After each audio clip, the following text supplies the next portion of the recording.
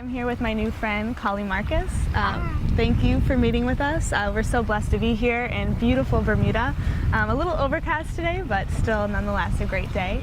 So the program that you have here in Bermuda that you've started yourself, you now own the studio. Yeah. And you're only 28, you said? Yes. That's amazing. And it's called Kinetix, yes. Right?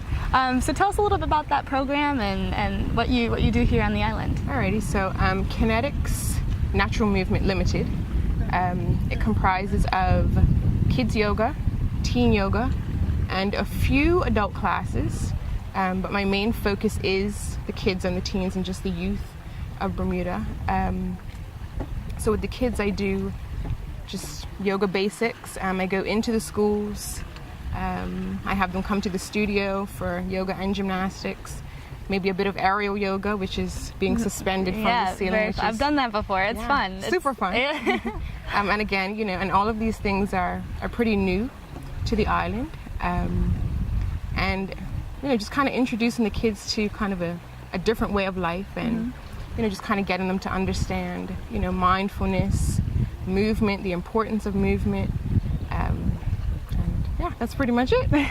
But in addition to that, with the teens, because we do have a bit of social issues on the island, and I think that yoga is one way to kind of target that, and just dealing with them from because I feel like a teenager myself. but they're also in that mind state of I'm still a kid, but I want to be an adult, so I don't really know who I am. But I think that yoga, it kind of helps, and it'll give them answers that they sort of need between that transition period. And then when it comes to the adult classes, I do aerial yoga and SUP Yoga, which is stand-up paddleboard yoga, which is what you're going to do. Yeah, we're going to be doing that later. I'm super psyched. I'm kind of nervous, but there's jellyfish here, right? That I need to work out. They said that the turtles I was going to say feed on the jellyfish. Yes. And when we talked earlier, you said there's no sharks, but there are sand sharks here. You're smart. I'm going out in the water. I'm doing it. I'm committed. But yeah, so back to Kinetix. Yes. You were saying, sorry. Yeah, so for adult class, it's just aerial and paddleboard yoga. But that's the only time that I would really like to have adults. Like I said, my main focus is, the youth, and just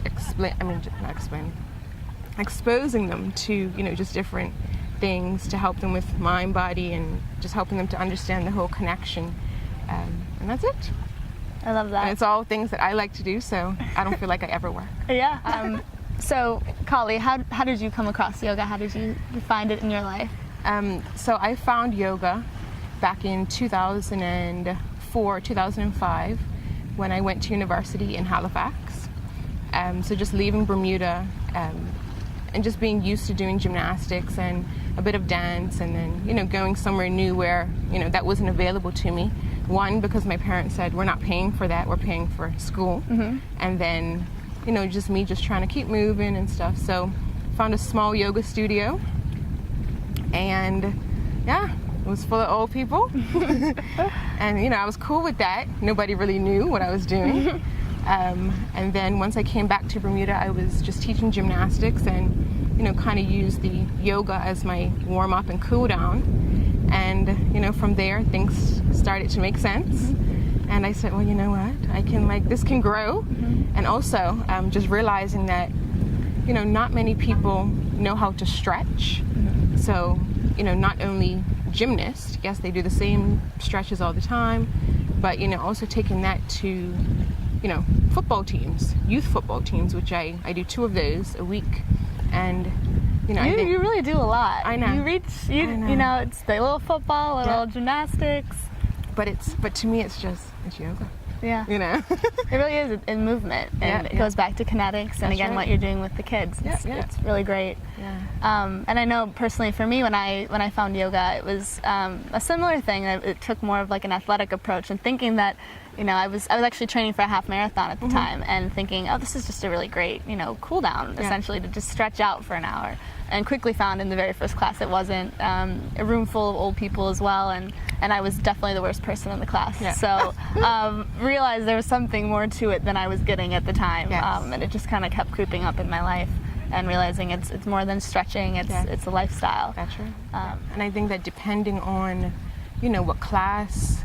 what type of class you go to, and how it's delivered, and the kind of things that cause you to kind of talk to yourself while you're on the mat, those sort of things are just like, I need to go and have more conversations with myself about what's happening here on the mat, and so that's what keeps me there. Yeah. That's what keeps me going. And although kids and teens may not understand, I hope that they're taking some of those meaningful words that I kind of present during my classes. So with the kids that you teach, have there been moments that you see the light click on in them, and I wonder if at that age they're able to pick that up? Yes, I do find that. So with my kids' classes, especially the preschoolers, so kids that are 4 and 5 years old, they kind of get it already. And through yoga, I've learned that, as a child, that's really who we are, and that's kind of who we're trying to get back to that childlike self, right? So, when I take them through, a kiddie sun salutation, the things that they say is like, okay, yep, we're using it to make the sun come out, or, and those are things like, I said, you're absolutely right, because, you're supposed to do your sun salutations at a certain time, when the sun comes up, and, it helps you. And I talk to these little kids like they're adults, so, they understand that yoga is, to help you get stronger, and that, the movement helps you to get smarter, even though, it may not, but they kind of understand. I'm trying to get them to understand the whole mind-body connection, and then, they know that at the end, it is a time to rest, and I explain to them, why do we rest? And they say, so that our bodies can get better, and, and these are kind of things that, like I said, they get it, and still I'm struggling with rest. Yeah. Well, if you ask an adult that, they may not get that. It's That's just right. It's just a relaxation period, which is great as well. But I resonate with what you say about yoga almost for adults brings you back to that childlike mind, that it just reminds you to kind of live and be in the moment, and maybe one day you can't do a headstand, and maybe the next day you do, and that's great. And it's really just taking that, those lessons on the mat that you can see. That's right. Outside. Yeah. So I mean, not that I don't like teaching adults, because I'm gonna have fun when I teach you, but it's just that kids and teens, they're so free, and you don't have to worry so much about alignment and all that stuff, because they're just there. They don't have that, they're not full of trauma yet, they're still untouched, and I just kind of. Well, and also teaching them young, you said there's no trauma yet, that's great, but some people do, and they will definitely be experiencing things throughout life, so you're giving them the tools to then take that into the world. That's right. And that's a beautiful gift. And to carry with them when they get our age, and something that I wish that I had. Yeah. Because I'm like, me I would have been a whole lot better up here. Things would have been going a lot better. Yes. Yeah. So then I guess, what are your short-term and long-term goals then for Kinetix? As far as short-term, so since Kinetix has been officially open as far as the studio for the last year, I've just been allowing it to, kind of go in its own direction. So, I've made the classes available to people. I've created a schedule, and just kind of seeing what, really interests people. And I've found that, aerial, of course, that's a hit on the island. SUP Yoga, of course, that's a hit. So I'll keep that.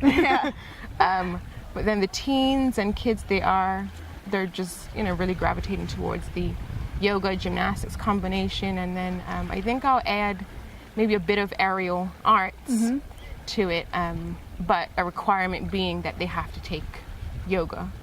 So just something else for them to do, another discipline. Again, that doesn't take away the whole mind and body connection, but that's pretty much where I am now. And I think just long term, just being able to help educators and administrators understand the importance of, just pretty much having, mindfulness in the classroom, movement in the classroom, getting away from sitting down all day. And, that's something that I actually struggled with when I was working 9 to 5 where, I ended up with, a herniated disc in my back, and, I would have to sit down on my knees instead of sitting down in a chair. Oh my just because it gosh. was too painful. But I managed to heal a bit of that myself through yoga and just, learning about the anatomy a little bit more, and, things that I did not learn in school. So They don't teach you that. They don't teach you a whole lot of like real life lessons. No. And, No, so I'm just... the history stuff we get, but Yes. you kind of forget that. I'm like, so I don't remember that in my biology class. So now at 28, I'm like still learning about the body. I know. Which is crazy. I've never had more interest in just how the human body works than Yeah. I have with yoga, Yes. and I've said, kind of yoga opens up the door to other things. It's the stuff you put in your body and the products you put on your body, and, the relationships you have with people, and truly treating people like they matter. Yes. And those lessons you don't really learn in school. right. You either get it at home or you don't, or you have life lessons in life or you don't. And just looking at it from like the full circle, and it's been, maybe I get more stomach aches lately. So now all of a sudden, because I'm more in tune with my body, I'm realizing that. And so instead of waiting until I have a really sick problem, I'm able to maybe just drink some ginger tea, and That's right. I'm okay with That's that. right. That's right. And I do think that, the more yoga you do, or just mindfulness, it really brings you closer to helps. home and your body and people. Yeah. So what were you doing before you found yoga? Oh. You said you were working 9 to 5. Yep, I was working 9 to 5. Just kind of lost. Just going to university because my parents said, all right, you got to go. You got to do business. I was miserable the whole time. And when I finished my degree, I was like, okay, now what? Just thought that I had to go into insurance, reinsurance. So I just went from job to job. The minute I felt uneasy at the job, like I just wrote a letter, bye.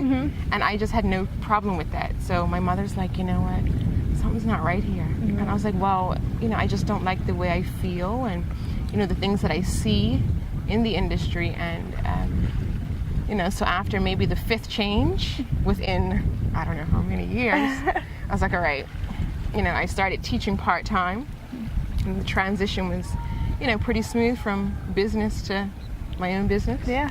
So I was like, all right, the degree came in handy, but I just did not know what I was going to use it for, when I was going to use it, and, Here you are. Kinetix presented itself. Yeah, having that business background is definitely helpful. Yes. Yeah. And I think a lot of people, a lot of actually yoga teachers that I've met, even in New York, but really all over, I've traveled quite a bit, and the teachers that I've met have very similar stories. It's just everyone's kind of, they find themselves in this role that maybe they didn't really carve for themselves. Yes. And they're in that moment, and they're meeting the people, and for whatever reason, that industry or whatever they're doing doesn't match with kind of their DNA. And they kind of take a chance on something else. That's and right. it's yoga, and and they love it. Yes. I'm like, it's the only thing that's made sense ever. Yeah. It just feels like natural. It's a challenge, but it's a good challenge. Yep. Great. So Kallie, the wind's picking up a little bit, so as we notice, so we're gonna get on the water soon. But SUP Yoga, what exactly is that, and what are some tips you would give to a noob? Because I've never done this before. Alrighty. So SUP Yoga is stand-up paddleboard yoga. So your paddleboard is your mat. Maybe it's a little bit wider than your mat, so no worries. Once we get on, I'll just give you a few pointers on how to paddle. But as far as making sure that you stay on the board, breathe. Make sure that your belly button is over the handle of your board, which is the center of your board. And that's pretty much it. And just go. And just go. But you just gotta, once you breathe, set yourself an intention, and Just let it be. Be hopeful. And if you fall, I clap for you. And there's nothing to worry about. Turtles are afraid of you. Okay, good, because I'm afraid of them. Sand sharks, I don't know what you're talking Yeah, about. they don't exist. And Well, and I guess one more question too, and as you compare, the yoga experience on the paddleboard to, doing it on land, how do you think that experience is different? What do you think people get from that? well, I like to although it's, for males and females, I think it's a good thing for, women, just because, of the surroundings, and just the different elements. So, the water beneath you, it's kind of, you're like in this mermaid sort of dimension, right? And, you think you can float, you think you can swim with a little fin, and, just having the birds around you, the salty air, and just kind of being appreciative of, of the fact that maybe you're not in a studio, the fact that, you have the water beneath you to kind of help you through your practice. So I like to, one of my favorite poses on the water is like reclined butterfly. So you're on your back, bottoms of your feet together, but as you have the motion of the ocean beneath you, it's kind of helping you to open up your hips, and, you don't have to rock from side to side. So, just kind of thinking that, what, the weather is, set up just for my practice. Yeah. So it's almost kind of like a little massage almost. Yes. It's like rocking you to sleep. Yeah. So you got the birds, the fish. Yeah. Great. Well, I can't wait. I can't wait to get out on the water. Kallie, her information will be on the website soon, or you can visit her at gokinetix.com. Did I get that right? Yes. Okay, great. Yeah. Thank you. You're welcome.